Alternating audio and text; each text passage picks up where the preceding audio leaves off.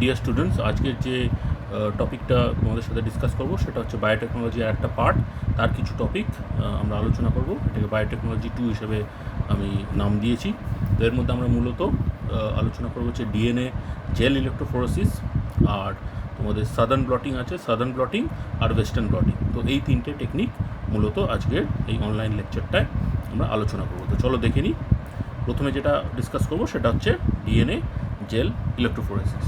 তো DNA jail electrophoresis তার আরেকটি নাম হচ্ছে অ্যাগারোস জেল ইলেকট্রোফোরেসিস। ওকে, তো অ্যাগারোস জেল কেননা অ্যাগারোস বলে একটি জেল পাওয়া যায়, সেই জেলটাকে ইউজ করে, অ্যাগারোস জিনিসটাকে ইউজ করে আমরা একটা জেল বানাই এবং এই জেলটার মাধ্যমেই আমরা ডিএনএ ইলেকট্রোফোরেসিস করে থাকি। ঠিক আছে, তো হোয়াট ইজ ডিএনএ ইলেকট্রোফোরেসিস?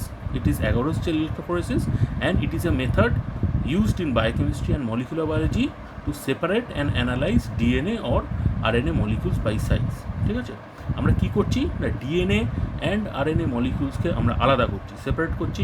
কিসের ভিত্তিতে? না তাদের সাইজের ভিত্তিতে, মানে কতটা বড় আর কতটা ছোট। যারা বড় তাদেরকে সেপারেট করছি ছোটোগুলো থেকে। ঠিক আছে, এই হচ্ছে মোদ্দা কথা।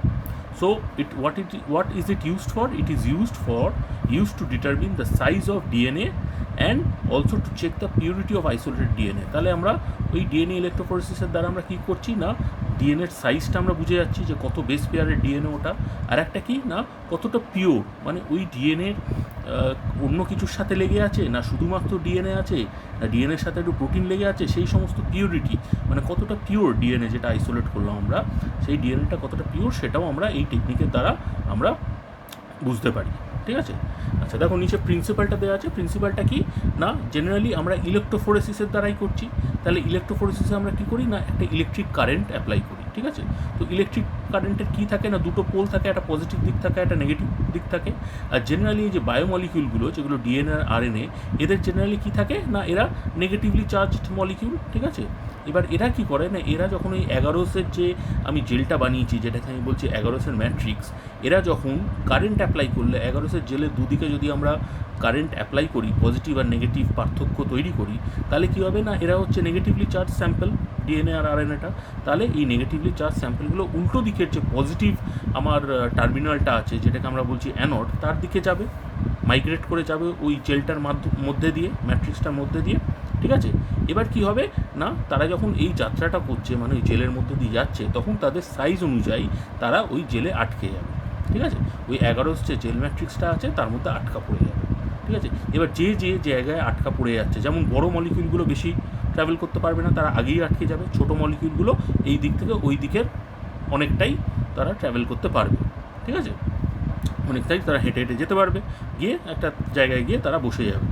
ওকে, এবার আমরা এটাকে আরও কিছু টেকনিক ইউজ করে অটো রেডিওগ্রাফি বা স্টেনিং করে আমরা তাদের পজিশানগুলো যে কোন জায়গায় কে গিয়ে দাঁড়িয়ে গেছে সেগুলোকে বার করব, এবং একটা নোন আমরা ডিএনএ আমরা মার্কারের এগেনস্টে তাদের মলিকুলার ওয়েটটা আমরা নির্ধারণ করব এবং কোন ফ্র্যাগমেন্ট সেটাকে আমরা বার করতে পারবো।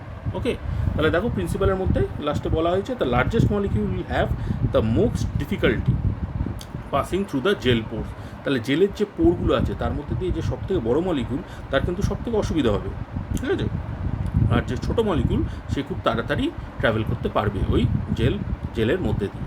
ওকে, আচ্ছা চলো কী কী জিনিস আমাদের লাগছে এই ডিএনএ জেল ইলেকট্রোফোরেসিস করতে? একটা ইলেকট্রোফোরেসিস চেম্বার লাগছে, জেলটা লাগছে যেটা কিনা অ্যাগারোস জেল, একটা জেল কাস্টিংয়ের ট্রে লাগছে, বাফার সলিউশন লাগবে যার মধ্যে আমি জেলটাকে চুবিয়ে রাখবো, একটা স্টেনিং এজেন্ট লাগবে কেননা যখন ওইগুলো মুভমেন্ট সব হয়ে যাবে, ওদের যখন মানে চলাফেরা যখন বন্ধ হয়ে যাবে তখন ওটাকে স্টেন করে দেখতে হবে কে কোন জায়গায় দাঁড়িয়ে আছে। ঠিক আছে, তারপর তো আমি বুঝতে পারবো যে কোন মলিকিউলটা বা কোন কী বলবো ফ্রেগমেন্টটা ওই ডিএনএটা ওই পার্টিকুলার ইন্টারেস্টের ডিএনএ অফ ইন্টারেস্টটা। ঠিক আছে, একটা কোম লাগবে, একটা চিরুনি লাগবে। এই চিরুনি দিয়ে আমরা কী করি না আমরা ওয়েল কাটি। ঠিক আছে, ওই জেলটার মধ্যে আমরা ওয়েল মানে হচ্ছে কুয়ো, মানে ছোট্ট ছোট্ট কুয়ো কাটবো, তার মধ্যে স্যাম্পেলগুলো দিতে হবে, বিভিন্ন স্যাম্পেল দিতে হবে তার মধ্যে। ঠিক আছে, তুমি তো জানো না কোনটার মধ্যে তোমার ডিএনএ অফ ইন্টারেস্ট আছে, তাহলে অনেকগুলো স্যাম্পেল তুমি রান করছো। আর স্যাম্পেল টু বি সেপারেট, তোমার যে স্যাম্পেলটা আছে যেটা তুমি যেই ডিএনএ অফ ইন্টারেস্টটা আছে তার যে স্যাম্পেলটা সেটা আমাদের লাগবে। তাহলে এই জিনিসগুলো আমাদের লাগছে। আচ্ছা, এবার প্রিন্সিপালটা কি না, আগেই বলেছি যে powerful separation method use to analyse DNA fragment generated by restriction enzyme. আমরা আগে এতে পড়েছিলাম যে রেস্ট্রিকশন এনজাইমগুলো কী করে না, তারা ছোটো ছোটো ডিএনএ টুকরো কেটে বার করে। একটা বড় ডিএনএ মলিকিউল থেকে তারা ছোটো ছোটো ডিএনএ টুকরো কেটে বার করে, ঠিক আছে। এবার এই ডিএনএ ইলেকট্রোফোরেসিস দিয়ে আমরা কী করবো না, ওই যে ছোটো ছোটো ডিএনএ টুকরোগুলো আমরা পেয়েছিলাম সেটাকে আমরা আলাদা করবো, ঠিক আছে, সেগুলোকে অ্যানালাইজ করবো। আচ্ছা, and it is a convenient analytical method for determining the size of DNA molecule, ঠিক আছে। একটা তো হচ্ছে আমরা ওগুলোকে সেপারেট করবো, আর একটা হচ্ছে এর অ্যাপ্লিকেশন যেটা, সেটা হচ্ছে না আমরা এর কত সাইজ মানে কত বেস পেয়ারের এই ডিএনএগুলো সেগুলো আমরা এই টেকনিকের মাধ্যমে আমরা বার করতে পারবো, ঠিক আছে। আর এখানে কী করা না, একটা ইলেকট্রোমোটিভ ফোর্স, আগেই বললাম যে পজিটিভ আর নেগেটিভ একটা টার্মিনাল দুটো বানাতে হয় এবং তাদের মধ্যে একটা ইলেকট্রোমোটিভ ফোর্স থাকতে হবে, যার প্রেজেন্সে বা যার ইনফ্লুয়েন্সে, এই ইলেকট্রোমোটিভ ফোর্সের ইনফ্লুয়েন্সে ওই স্যাম্পেলগুলো বা ওই মলিকিউলগুলো ওই যে পোরাস জেল আছে, 11 যে জেল আছে তার মধ্যে দিয়ে তারা মুভ করবে, ঠিক আছে। এবার যার যেখানে যে যত বড় সে আগে আটকে যাবে, যে ছোট সে অনেকটা গিয়ে তারপর গিয়ে আটকাবে, ওকে। এটাই হচ্ছে প্রিন্সিপালটা। আচ্ছা, তাহলে কী দেখছি প্রিন্সিপালের মধ্যে না, এরা কীভাবে মলিকিউলগুলো সেপারেট হচ্ছে না on the basis of size, ঠিক আছে। যেমন পজিটিভ কি নেগেটিভ কিনা, ধরো যারা হচ্ছে তোমার পজিটিভ মলিকিউল, হ্যাঁ, তারা কী করবে, তারা তো আর বেশি যাবে না, তারা তো রিপালশন হবে তাদের, ঠিক আছে। নেগেটিভলি চার্জ হলে পজিটিভের দিকে যাবে, আর পজিটিভলি চার্জ হলে পজিটিভের দিকে তো অতটা যাবে না, কারণ রিপালশন হবে, ঠিক আছে। তাহলে চার্জ হচ্ছে একটা ব্যাপার, সাইজ কতটা বড় আগেই বলেছি, এবং শেপ, কী ধরনের শেপ সেই মলিকুলটা তার উপরে ডিপেন্ড করে তাদের মুভমেন্টটা ওই 11 জেলের মধ্যে হয়, ঠিক আছে। And they are separated basis of separation depends on how the sample and gel are prepared. আমরা স্যাম্পেলটাকে কীভাবে তৈরি করছি আর জেলটাকেও কীভাবে তৈরি করছি তার উপর ডিপেন্ড করে হচ্ছে সেপারেশনটা কীভাবে হবে। আচ্ছা, এইখানে দেখো তাহলে মূল ব্যাপারটা হচ্ছে ইলেকট্রোফোরেসিসের উপর বেস করে ডিএনএ জেল ইলেকট্রোফোরেসিস। তাহলে আমরা জেল ইলেকট্রোফোরেসিস কী দেখছি, দেখো এখানে দুটো টার্মিনাল অ্যাপ্লাই করা হয়েছে, এই চৌকো জায়গাটা হচ্ছে জেলটা, ঠিক আছে, যার একদিকে হচ্ছে অ্যানোড বা পজিটিভ টার্মিনাল, একদিকে হচ্ছে ক্যাথোড বা নেগেটিভ টার্মিনাল। এবার কী আছে না, আমার যে স্যাম্পেলটা আছে সেই স্যাম্পেলটা পজিটিভলি চার্জ হতে পারে, নেগেটিভলি চার্জ হতে পারে, ঠিক আছে। যদি ডিএনএ হয় তাহলে নেগেটিভলি চার্জ হবে, তাহলে এক্ষেত্রে কী হবে, যদি নেগেটিভলি চার্জ হয় সে পজিটিভ ক্যাথোডের দিকে যাবে, মুভমেন্টটা তার হবে। তাহলে এইটাই হচ্ছে basis of the DNA jail electrophoresis. যে কোনো জেল ইলেকট্রোফোরেসিসের বেসিস হচ্ছে এইটা, যে আমাদের দুটো কী বলবো টার্মিনাল সেট আপ করতে হয় আগে, ঠিক আছে। সেই টার্মিনাল সেট আপ করলে আমাদের কী হয় না, একটা ইলেকট্রোমোটিভ ফোর্স জেনারেট হয়, এবং এই ইলেকট্রোমোটিভ ফোর্সের ইনফ্লুয়েন্সে চার্জ যে পার্টিকেলসগুলো, সেই চার্জ পার্টিকেলসগুলো মুভ করে, ঠিক আছে। এবার চার্জ পার্টিকেলসগুলো মুভ করবে এবং তারা কী করবে না, তারা ডিপেন্ডিং অন দেয়ার সাইজ, যে কে কত বড়, হ্যাঁ, তার উপর ডিপেন্ড করে সে তার মুভমেন্টটা হবে, ঠিক আছে। যদি বড়ো মলিকুল কম মুভ করবে, ছোটো মলিকুল বেশি মুভ করবে, কিন্তু মেন মানে ফোর্সটা হচ্ছে এখানে ইলেকট্রোমোটিভ ফোর্সটা, এটা মাথায় রাখতে হবে, ঠিক আছে। আচ্ছা, এবার চলো দেখে নিই মেথডটা কি। এখানে একটা খুব সুন্দর ফ্লোচার আছে। প্রথমে আমাদের কী করতে হবে, জেলটা বানাতে হবে, ঠিক আছে। জেলটা বানাবে, জেলি জিনিসটা কি, গরম যখন হয় তখন একদম লিকুইড থাকে, ঠিক আছে। আবার যখন ঠান্ডা হয়ে যায় তখন জমে যায়, জেলি হয়ে যায়, ঠিক আছে। তো সেইরকমভাবে আমাদের প্রথমে ওটাকে মেল্ট করতে হবে, তবে ঠান্ডা করতে হবে, আর ইথিডিয়াম ব্রোমাইড মেশাতে হয় যাতে কিনা ক্রস লিঙ্কিং হয়, হ্যাঁ, নিয়ে মিক্স করে নিতে হবে। এবার কী করতে হবে, একটা কাস্টিং ট্রে, তো এটা তো লিকুইড, এবার লিকুইডটাকে তুমি যখন একটা ট্রের মধ্যে ঢালবে তাহলে ওই ট্রের শেপটা নিয়ে নেবে, যখন জমে যাবে সেটা চৌকো শেপ নিয়ে নেবে।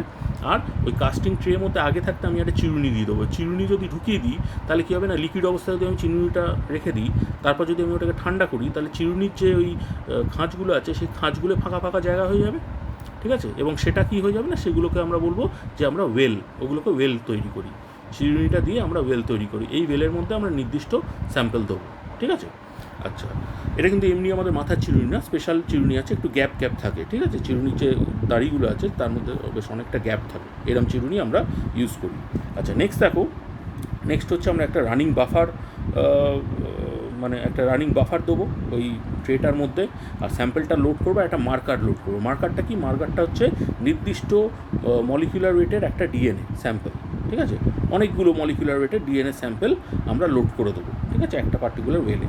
আচ্ছা, তারপর কী করবো, জেলটাকে রান করব, মানে আমরা কারেন্টটা অ্যাপ্লাই করব, পজিটিভ নেগেটিভ ইলেকট্রোমোটিভ ফোর্সটাকে অ্যাপ্লাই করব। এবার কী হবে না, ওই মলিকিউলগুলো এরা কী করবে না, ওই জেলের মধ্যে দিয়ে তারা মুভ করবে, ঠিক আছে।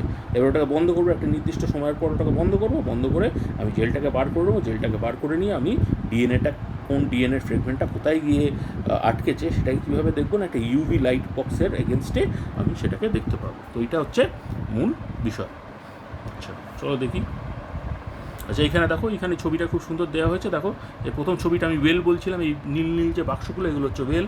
এর মধ্যে দেখো একটা পিপেটের দ্বারা, একটা পাইপেট ম্যানের দ্বারা কী করা হয়েছে না, স্যাম্পেল আমরা লোড করছি। ঠিক আছে, দেখো DNA RNA samples and marker are loaded in the horizontal gel electrophoresis system.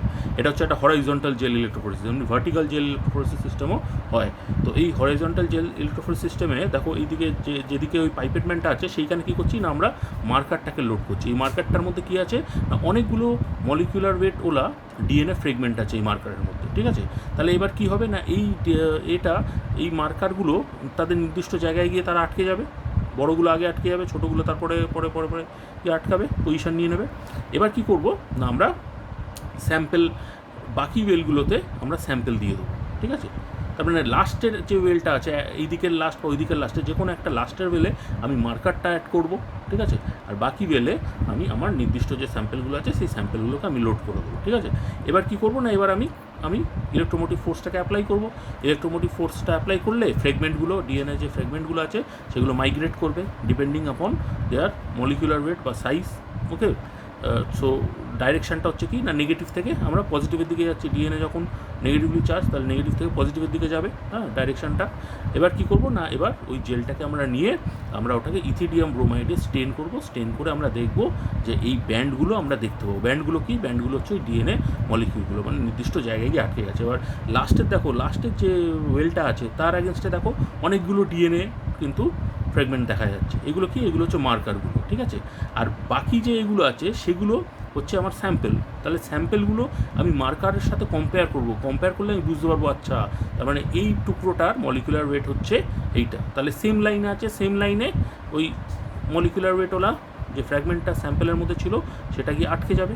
ঠিক আছে, এবং তার করসপন্ডিং মার্কারের সাথে আমি মিলিয়ে বুঝতে পারবো যে আচ্ছা এটার তাহলে সাইজ হচ্ছে এত বেস পেয়ার। ওকে, আচ্ছা, এখানে দেখো, এখানে আমরা আবার সেই একই জিনিস, এখানে আমি ওয়েলের মধ্যে কী দিচ্ছি না, স্যাম্পেল দিচ্ছি। স্যাম্পেল দিয়ে আমি কী করছি না, কিছুক্ষণ বাদে কী দেখছি না, আস্তে আস্তে ধরো 20 মিনিট বাদে মানে এটা চলছে। হ্যাঁ, স্যাম্পেলগুলো নিচের দিকে যাচ্ছে, পজিটিভের দিকে যাচ্ছে। হ্যাঁ, এরমভাবে বড়ো মলিকুলগুলো আগে আটকে যাচ্ছে, ছোটো মলিকুলগুলো ট্রাভেল করে আলটিমেটলি আমি এরম একটা ব্যান্ড পাচ্ছি, ফ্রেগমেন্টের ব্যান্ড পাচ্ছি। ঠিক আছে, আর দেখো সাদা যে বাক্সটা আছে, সাদা বাক্সটা আমি কী করবো না, মার্কার দিয়ে দেবো। এবার মার্কার অ্যাগেনস্টে আমি এই যে ফ্র্যাগমেন্টগুলো আছে সেগুলোকে কম্পেয়ার করলে আমি ওর পার্টিকুলার মলিকুলার ওয়েটটা পেয়ে যাবো। তার মানে বুঝতে পারবো যে আচ্ছা এই ফ্র্যাগমেন্টটা হচ্ছে এই জিনিসটা। ওকে, এবার চলো, এবার এর অ্যাপ্লিকেশান কী, এর অ্যাপ্লিকেশান হচ্ছে এই যে রেস্ট্রিকশান এনজাইম ডাইজেস্টেড যে ডিএনএগুলো আমরা মানে পাই আর কি, রেস্ট্রিকশান এনজাইমের কাজ করার পর যে ডিএনএ ফ্রেগমেন্টগুলো পাই, জেনোমিক ডিএনএর, হ্যাঁ, সেগুলোকে আমরা সেপারেট করতে হবে। হ্যাঁ, সেগুলো সেপারেট করতে গেলে আমাদের অ্যাগারোস জেল ইলেকট্রোফোরেসিস করতে হবে। ঠিক আছে, এবং আমরা যদি সাদার্ন ব্লড ট্রান্সফার করি তাহলে সাদার্ন ব্লড ট্রান্সফারের জন্য তোমরা সাদার্ন ব্লড কী সেটা দেখবে। হ্যাঁ, ডিএনএর একটা ট্রান্সফার টেকনিক। হ্যাঁ, তো সাদার্ন ব্লড ট্রান্সফার করার আগে আমাদের এই জেল ইলেকট্রোফোরেসিসের দ্বারা ফ্রেগমেন্টগুলোকে আগে আমাদের আলাদা করে নিতে হবে জেলের মধ্যে। ঠিক আছে, আর এটা ডিএনএর ক্ষেত্রে। আর আরএনএর ক্ষেত্রে আমরা কী করবো না, নর্দার্ন ট্রান্সফারের জন্য এটা আমাদের আগে করে নিতে হবে। ঠিক আছে, মানে জেল চালিয়ে আরএনএ ফ্রেগমেন্টগুলোকে আলাদা আলাদা করে নিতে হবে একটা জেলের মধ্যে, তারপর আমি নর্দার্ন ট্রান্সফার করবো। ঠিক আছে, আচ্ছা, যখন আমরা পলিমারেজ চেন রিয়াকশান করি তখন এইরকম পলিমারেজ চেন রিয়াকশান কি না, একটা ছোট্ট ডিএনএ টুকরো আছে, সেই ছোট্ট ডিএনএ টুকরোটাকে আমরা অ্যাম্প্লিফাই করি। অ্যাম্প্লিফাই মানে অনেকগুলো তার কপি বানাই, এটাই হচ্ছে পলিমারেজ চেন রিয়াকশান। ঠিক আছে, এবার যে কপিগুলো তৈরি হলো সেই কপিগুলো যে আমার মানে সঠিক কপি তৈরি হলো কি না, মানে আমার যে অরিজিনাল মলিকুলটা ছিল সেই মলিকুলের সেম ডিএনএ ফ্রেগমেন্টের অনেকগুলো কপি হলো কি না সেটা চেনার জন্য আমাদের এই জেল ইলেকট্রোফোরেসিসটা করতে হবে। কারণ অরিজিনাল কপিটা একটা পার্টিকুলার সাইজ আছে, একটা পার্টিকুলার বেস পেয়ারের। তাহলে আমি জেল ইলেকট্রোফোরেসিস করে বুঝতে পারবো যে হ্যাঁ, যে কপিগুলো হয়েছে অ্যাম্প্লিফিকেশনের পর, ঠিক আছে, সেগুলো অরিজিনাল কপির একদম ডিটো। ওকে, আচ্ছা, আর একটা কী করা যায়, আর একটা অ্যাপ্লিকেশন কী আছে, it allows for estimation of the size of DNA molecule using a DNA marker or ladder. ঠিক আছে, আমি আগেই বলেছি যে একটা ওয়েলের মধ্যে আমরা মার্কার দিয়ে দিই, সেই মার্কারের মধ্যে কী আছে না, অনেকগুলো ডিএনএ ফ্রেগমেন্ট আছে ও various sizes, various known sizes, আমরা জানি সেটা। ঠিক আছে, তো তার ওপর বেস করে আমার যে স্যাম্পেলের মধ্যে যে ডিএনএগুলো আছে সেগুলোকে আমি চিনতে পারবো। কারণ মার্কারগুলো তার নির্দিষ্ট জায়গা নিয়ে নেবে জেলের মধ্যে, আর স্যাম্পেলের মধ্যে যে ডিএনএ আছে সে তার একটা পার্টিকুলার জায়গায় সে থামবে। এবার আমি কম্পেয়ার করবো তার করসপন্ডিং মার্কারের পজিশনের সাথে, দেখে আমি বুঝে যাবো যে ঠিক আছে তাহলে এই ফ্র্যাগমেন্টটা হচ্ছে এই জিনিসটা। ওকে। ওকে, এই মলিকুলার ওয়েট এটা, তাহলে এই জিনিসটা হতে পারে, ওকে, এই জিনটা হতে পারে। আচ্ছা, আর একটা কী করে না, এটা rough estimation of DNA quantity and quality, মানে কতটা ডিএনএ আছে স্যাম্পেলের মধ্যে বা কী ধরনের ডিএনএ আছে স্যাম্পেলের মধ্যে, তার একটা রাফ এস্টিমেশন দেয়, ঠিক আছে। আচ্ছা, এটা হয়ে গেল আমাদের ডিএনএ জেল ইলেক্ট্রোফোরেসিস। এবার চলো নেক্সট যে টেকনিকটা আছে সেটা হচ্ছে তোমাদের সাদার্ন ব্লটিং। সাদার্ন ব্লটিং কি না, এডওয়ার্ড সাদার্ন 1975 সালে এই টেকনিকটি আবিষ্কার করেছিল। এটা দিয়ে আমরা কী করি না, ডিএনএ ফ্রেগমেন্টগুলো ডিটেক্ট করতে পারি। আমরা ডিএনএ জেল ইলেক্ট্রোফোরেসিসের দ্বারা আমরা ডিএনএগুলোকে আলাদা করছি, ঠিক আছে, কিন্তু আমরা এদের চিনতে পারছি না, হ্যাঁ, যে পার্টিকুলার কোন ডিএনএ এটা, ঠিক আছে। আমি মলিকুলার ওয়েটটা বুঝতে পারছি যে হ্যাঁ এত মলিকুলার ওয়েটের, এত সাইজ, এটা বুঝতে পারছি, কিন্তু এক্স্যাক্টলি কী ডিএনএ আমরা পেলাম, হ্যাঁ, পার্টিকুলারলি ওই ডিএনএটাই পেলাম কিনা সেটা চেনার জন্য আমাদের সাদার্ন ব্লটিং টেকনিকটাকে ইউজ করতে হয়। তো এখানে দেখো, এখানে কী কী করতে হয় না, ওই সেপারেশন অফ ডিএনএ ফ্রেগমেন্ট করতে হয়, ঠিক আছে, বাই অ্যাগারোস জেল ইলেক্ট্রোফোরেসিস। হ্যাঁ, এবার এই ডিএনএ ফ্রেগমেন্টগুলোকে blotted on a strip of nitrocellulose আর নাইলন মেমব্রেন, ঠিক আছে। এই ডিএনএ ফ্রেগমেন্টগুলোকে একটা নাইট্রোসেলুলোস বা নাইলন মেমব্রেনের মধ্যে চিপকে নিতে হয়, ঠিক আছে, ওইগুলোকে ট্রান্সফার করে নিতে হয় জেল থেকে, ওগুলোকে উঠিয়ে নিতে হবে এই নাইট্রোসেলুলোস বা নাইলন মেমব্রেনে, ঠিক আছে। এবার কী করতে হবে না, ওই যে নাইট্রোসেলুলোস মেমব্রেনে যে ডিএনএগুলো চলে এলো, ঠিক আছে, ঠিক ডিএনএ জেলে যে পজিশনে ছিল তার একদম সেম পজিশনেই ও নাইট্রোসেলুলোস পেপারে উঠে আসবে। এবার আমি কী করব, এবার আমি এগুলোকে হাইব্রিডাইজেশন করবো। হাইব্রিডাইজেশন মানে কি না, ধরো ওই যে তোমরা কমপ্লিমেন্টারি বেস পেয়ারিং করেছিলে, হ্যাঁ, ডিএনএ রেপ্লিকেশনের সময়, ঠিক আছে, ডিএনএ রেপ্লিকেশনের সময় কমপ্লিমেন্টারি বেস পেয়ারিং। তো হাইব্রিডাইজেশন হচ্ছে একদম সেম জিনিস। হাইব্রিডাইজেশনে কী হচ্ছে না, এখানে একটা সিঙ্গেল স্ট্যান্ডার্ড ডিএনএ টুকরো আছে। এই সিঙ্গেল স্ট্যান্ডার্ড ডিএনএ টুকরোর আগেনস্টে আমরা একটা লেবেলড, মানে রেডিওঅ্যাক্টিভলি লেবেলড একটা ডিএনএ টুকরো উইচ ইজ কমপ্লিমেন্টারি টু ওই টুকরোটা যেটা কিনা ওই নাইট্রোসেলুলোস মেমব্রেনে চিপকে আছে, আমরা তার সাথে আমরা মিক্স করাবো। মিক্স করলে কী হবে না, ওই কমপ্লিমেন্টারি রেডিও লেভেল যে টুকরোটা আছে সে গিয়ে ওই অরিজিনাল টুকরোটার সাথে গিয়ে চিপকে যাবে। তো চিপকে গেলে কী হবে না, এটা তো রেডিও অ্যাক্টিভ প্রোব, ঠিক আছে, তাহলে ও যদি অরিজিনাল যে টুকরোটা আছে তার কমপ্লিমেন্টারি টুকরোটার সাথে গিয়ে চিপকে যায়, তাহলে কী হবে না, ওই জায়গাটা রেডিও অ্যাক্টিভ একটা গ্লো দেবে, ঠিক আছে, রেডিও অ্যাক্টিভিটি দেবে, যেটা আমরা ডিটেক্ট করতে পারবো। ওকে, তো এভাবে আমি ওই পার্টিকুলার যে ডিএনএ ফ্রেগমেন্টটা আছে ওটাকে আমি ডিটেক্ট করতে পারবো, চিনতে পারবো। চলো এখানে কীভাবে কী স্টেপসগুলো দেখে নিই সাদার্ন ব্লটিংয়ে। প্রথমে আমাকে ডিএনএটাকে সেল থেকে বার করতে হবে, তারপর ডিএনএটাকে আমাকে রেস্ট্রিকশন এনজাইম দিয়ে ডিএনএটাকে টুকরো টুকরো করতে হবে, ঠিক আছে। টুকরো টুকরো করার পর এবার এই টুকরোগুলোকে সেপারেট করতে হবে ডিএনএ ইলেক্ট্রোফোরেসিসের দ্বারা। আমি ডিএনএগুলোকে সেপারেট করব। সেপারেট করার পর ডিএনএটাকে ডিনেচার করবো, কেননা ডিএনএটা ডবল স্ট্যান্ডার্ড থাকবে, সেটাকে আমি ডিনেচার করে সিঙ্গেল স্ট্যান্ডার্ড করবো। সিঙ্গেল স্ট্যান্ডার্ড করার পর আমি এবার এটাকে নাইট্রোসেলুলোস পেপারের মধ্যে আমি এটার প্রতিচ্ছবি মানে পুরোটাকে ট্রান্সফার করে নেবো। চিপকে ওটাকে চাপ দেবো, জেলটাকে নাইট্রোসেলুলোস পেপারের মধ্যে চাপবো, খুব প্রেশার অ্যাপ্লাই করবো। প্রেশার অ্যাপ্লাই করলে এই যে ডিএনএ টুকরোগুলো, হ্যাঁ, সিঙ্গেল স্ট্র্যান্ডের যে ডিএনএ টুকরোগুলো আছে সেই ডিএনএ টুকরোগুলো এই নাইট্রোসেলুলোস মেমব্রেনে চিপকে যাবে, ঠিক আছে। এবার আমি কী করবো না, ওই নাইট্রোসেলুলোস মেমব্রেনের সাথে আমি ওই কমপ্লিমেন্টারি যে প্রোবগুলো আছে, মানে কমপ্লিমেন্টারি ওই যে পার্টিকুলার ডিএনএর যে টুকরোগুলো আছে তার যে কমপ্লিমেন্টারি টুকরো সেগুলোকে রেডিও অ্যাক্টিভিটি দিয়ে আমি লেবেল করে হাইব্রিডাইজ করবো, মানে মিক্স করাবো, ঠিক আছে, দুজনের মধ্যে রিয়াকশন করিয়ে যাতে দুজনে আবার ডাবল স্ট্যান্ডার্ড হয়ে যায়, ঠিক আছে। এবার কী করবো, আমি ওয়াশ অফ আনবাউন্ড প্রোব, যেই প্রোবগুলো লাগেনি, ঠিক আছে, সেই প্রোবগুলোকে আমি ধুয়ে সরিয়ে দেবো। সরিয়ে দিয়ে এবার অটো রেডিওগ্রাফির মাধ্যমে আমি দেখব যে কোন জায়গায় ওই ডিএনএগুলো আছে। কেননা রেডিও অ্যাক্টিভ যে ডিএনএগুলো লেগেছে কমপ্লিমেন্টারি, সেগুলো কী করবে না, অটো রেডিওগ্রাফের মধ্যে তারা একটা গ্লো বা একটা কী বলবো, একটা উজ্জ্বল একটা দেখাবে, বর্ণ দেবে, ঠিক আছে। সেগুলো দেখে আমি বুঝতে পারবো যে ওই পজিশানে ওই ডিএনএটা আছে। সেইখানে দেখো, এখানে খুব সুন্দর এটা ফ্লোচার্টের মধ্যে দেওয়া আছে। আমি এটা জেনোমিক ডিএনএ নিলাম, সেটাকে রেস্ট্রিকশন এন্ডোনিউক্লিয়াস দিয়ে টুকরো টুকরো করে দিলাম, ভেঙে দিয়ে আমি জেল ইলেক্ট্রোফোরেসিস করালাম। জেল ইলেক্ট্রোফোরেসিসের মাধ্যমে দেখো হাই মলিকুলার ওয়েটগুলো ওপরের দিকে রয়ে গেছে, লো মলিকুলার ওয়েটগুলো নিচের দিকে রয়ে গেছে, ঠিক আছে। এবার আমি কী করলাম, এটাকে আমি একটা নাইট্রোসেলুলাস পেপারের মধ্যে আমি এটাকে নিয়ে নিলাম, ট্রান্সফার করে নিলাম ডিএনএ টুকরোগুলোকে। তারপর আমি কী করলাম, তারপর আমি প্রোব অ্যাপ্লাই করলাম, এই যে দেখো 32 phosphorus probe, radio active probe apply করলাম, ঠিক আছে। মানে এই যে এখানে সিঙ্গেল স্ট্র্যান্ডেড ডিএনএগুলো আছে, সেই সিঙ্গেল স্ট্র্যান্ডেড ডিএনএর আগেনস্টে আর একটা সিঙ্গেল স্ট্র্যান্ডেড কমপ্লিমেন্টারি প্রোব আমি মেশালাম এটার সাথে। তাহলে কী হবে না, এখানে যে পার্টিকুলার জিন অফ ইন্টারেস্ট যেটা আছে তার যে কমপ্লিমেন্টারি প্রোব, সেই কমপ্লিমেন্টারি প্রোব ওর সাথে গিয়ে বাইন্ড করে যাবে, বাইন্ড করে ডাবল স্ট্যান্ডার্ড তৈরি করবে। এবার আমি যখন এটাকে এক্সরে ফিল্মে এক্সপোজ করব তখন কী হবে না, ওই যে জায়গাটায় রেডিও অ্যাক্টিভ প্রোবটা যেই ফ্রেগমেন্ট অফ ডিএনএর সাথে গিয়ে বাইন্ড করেছে, অ্যাটাচ করেছে, সে কী করবে না, সে আমাদের একটা বর্ণ দেবে, ঠিক আছে, একটা গ্লো দেবে, হ্যালো দেবে। তো সেটাকে আমরা ডিটেক্ট করে নেবো, সেটার দ্বারা আমরা ডিটেক্ট করতে পারবো যে পার্টিকুলারলি ওই টুকরোটা আছে। ওকে,